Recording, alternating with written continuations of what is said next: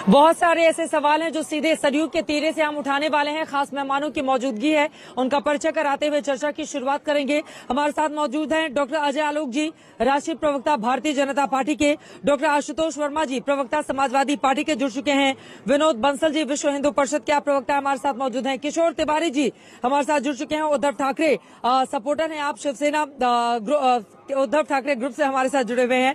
और इस वक्त हमारे साथ खास मेहमान जो सरयू नदी के किनारे इस वक्त बैठे हुए हैं, उनका परिचय करवा देती हूँ।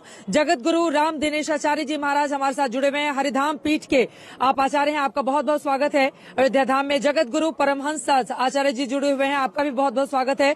और साथ ही हमारे साथ दशरथ महल के पुजारी जी आचार्य विठल दास जी जुड़ चुके हैं, आपका भी बहुत स्वागत है। सबसे पहले महाराज जी आपसे ही शुरुआत करते हुए, धर्म की ध्वजा लहरा रही है, लेकिन विपक्षी दलों की ओर से कहा जा रहा है कोई राम का फायदा बीजेपी को नहीं मिलने जा रहा है, सिर्फ माहौल बनाने का काम भारतीय जनता पार्टी की ओर से की जा रही है। तो क्या है इस पर आप जैसे साधुओं की सोच? देखिए, भारतीय जनता पार्टी ने रामलला को स्थापित कर दिया है और 24 में बम्पर जनता जो है तो भारतीय जनता पार्टी के लिए जो है तो निर्णय कर लिया है।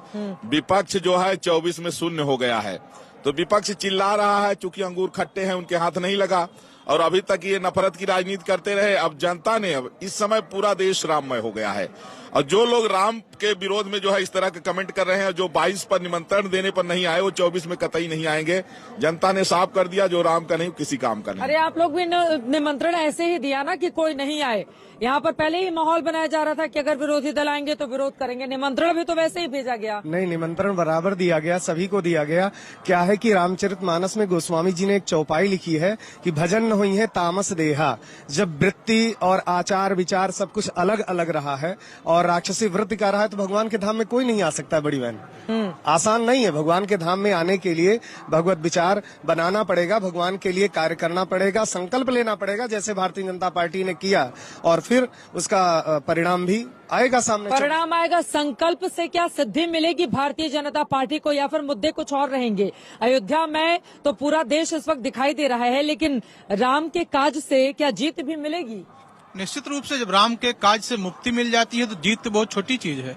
आप विचार करिए कि भगवान श्री राम के नाम से पत्थर तर जाते हैं, जीव तर जाता है। ये तो छोटी मोटी सत्ता है जो राम के नाम पे प्राप्त हो रही है। दूसरी बात ये है कि विपक्ष जिन बातों को उठा रहा है कि हमको निमंत्रण दिया गया, हम नहीं आएंगे, उनके पीछे कोई और कारण नहीं, बस इतना ही कारण है कि देश की 80% आबादी जो है वो सनातन धर्म और हिंदुत्व के साथ है। उनको लगता है कि जो आतंकवादी विचारधारा के लोग हैं, जो लेफ्ट के लोग हैं, जो भारत तेरे टुकड़े होंगे, ऐसे लोगों को भी सुध लेने वाली कोई होना चाहिए। तो उन्हें लगता है कि जो बचा है उन्हीं को संभाल लिया जाए। अंदर आस्था होते हुए भी उन्होंने राम के निमंत्रण को ठुकरा दिया और वो उन वोटों के मोह में अयोध्या नहीं आ पाए।